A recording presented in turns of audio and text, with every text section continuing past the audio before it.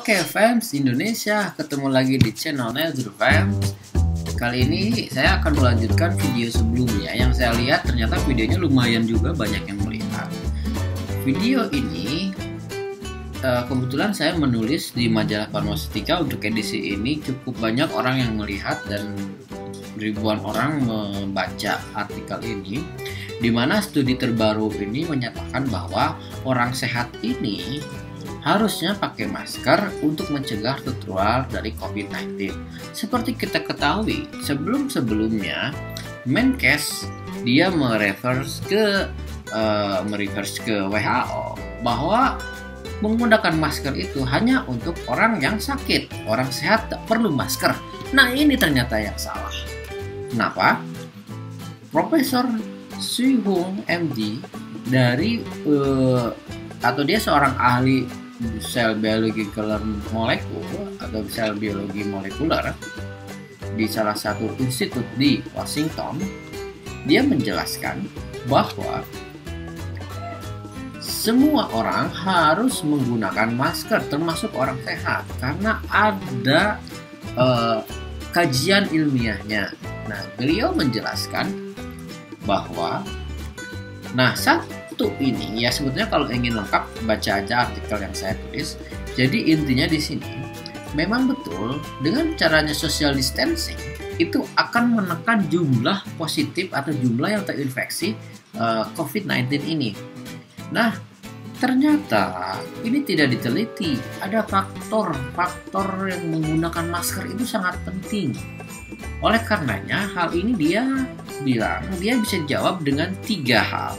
Secara logiknya, secara mekanismenya atau mekanisme penularan, dan juga dari biologi dari si virusnya. Mekanisme biologi virusnya. Secara logik dia sudah jelaskan di kurva tadi, jadi dia itu tidak bisa dijelaskan sebelum melihat atau mengerti terkait mekanisme dan transmisi secara biologisnya. Di sini kita lihat seperti video saya sebelumnya yang saya jelaskan, dia setuju dengan orang Jepang, padahal dia tidak mereverse ke video yang tadi, bahwa ketika batuk dan juga bersin, ada droplet bentuk aerosol yang sangat berbahaya ini yang berukuran -10 mikrometer, di mana ukuran dari virus sendiri itu ukurannya adalah 160 nanometer atau sekitar 0,1 mikrometer ya. Jadi ini masih di bawah atau bisa masih terbawa di aerosol ini. Itu yang berbahaya. Berikutnya, droplet-droplet yang besar ini secara horizontal dan bahkan juga ada yang jatuh atau terjatuh sekitar 1,5 meter dan bisa sampai 6 meter.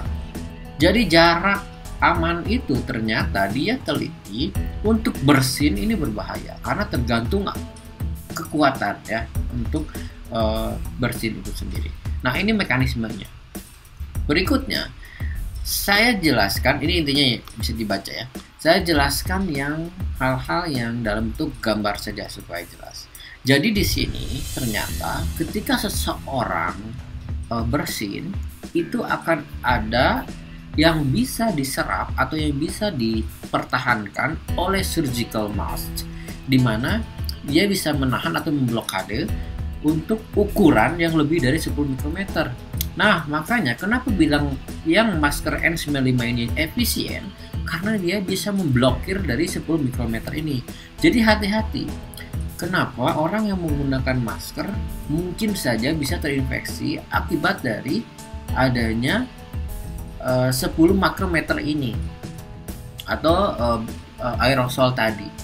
Nah, ini mekanistiknya, dia akan masuk melalui nasopharynx dan akhirnya dia mencapai bronki dan alveoli.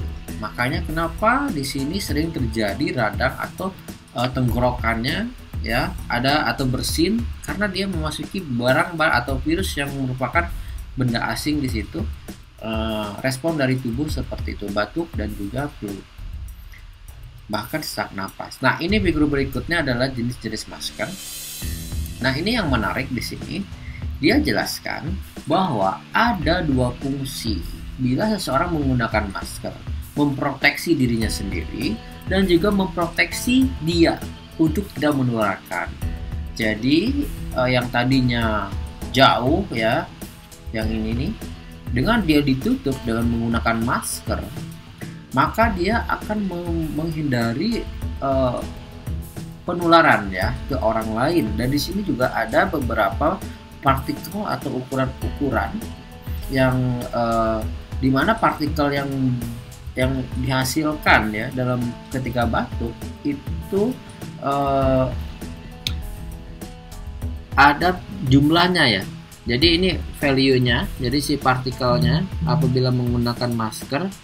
Nah, ini partikel yang dalam bentuk surgical mask. Jadi dia dibandingkan ya, kalau ini masker yang homemade dan ini adalah surgical dan ini N95, jelas terlihat bahwa keefektifan dari masker yang N95 ini lebih efektif untuk menahan dibandingkan dengan masker yang homemade atau dengan menggunakan cloth. Jadi hati-hati juga, ternyata masker juga belum tentu aman ya. Yang lebih aman itu adalah jaga jarak tadi, social distancing, physical distancing. Berikutnya secara biologi, bahwa virus ini kita ketahui dia berinteraksi ya dengan berikatan dengan AC2 ini. Nah, ini bentuknya ada ini human cell-nya dan dia berikatan dengan AC2 protein. Nah, berikutnya ini juga bahwa initial dari site of action atau of infection ini mulai di daerah hidung. Nah, di sini juga akan ada docking site atau yang berikatan dengan AC2 ini. Tadi sudah dijelaskan ya yang tadi.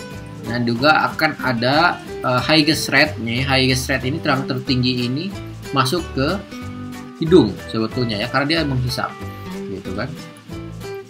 Jadi ini hal-hal yang harus diperhatikan, bagaimana secara biologi yang tadinya masuk ke dalam tubuh itu sangat dimungkinkan terjadinya infeksi melalui penularan tanpa menggunakan pelindung masker ini.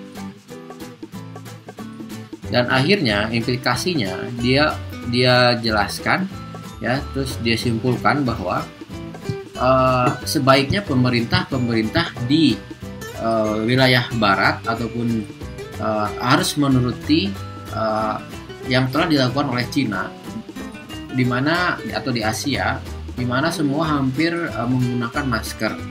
Nah, di Indonesia juga ini sangat disarankan ya oleh Menteri Kesehatan atau pemerintah, ketua gugus tugas atau juru bicara, tolong ke masyarakat agar disarankan walaupun orang sehat harus menggunakan masker dengan benar.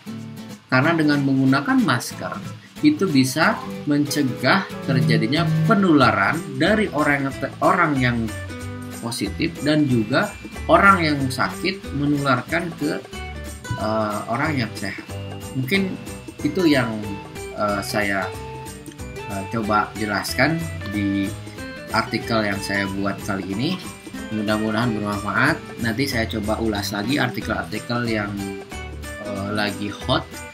Mudah-mudahan di kemudian hari saya coba untuk ditampilkan di sini. Sekian, wassalamualaikum warahmatullahi wabarakatuh.